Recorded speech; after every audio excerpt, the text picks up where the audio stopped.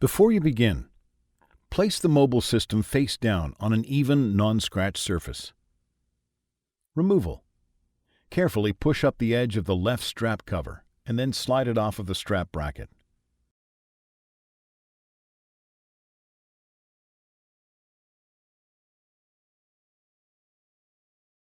Remove the P1 Phillips head screw that secures the left strap bracket to the mid-frame.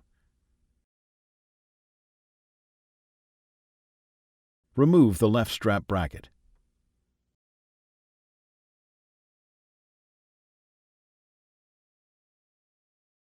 Note, the right strap cover and right strap bracket are removed in the same way.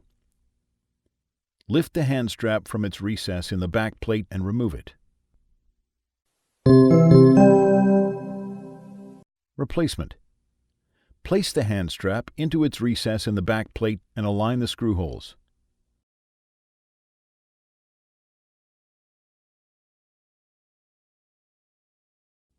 Replace the P1 Phillips head screw to secure the left strap bracket to the alignment post of the mid-frame. Slide the left strap cover back onto the left strap bracket and push down at edge until it clicks into place.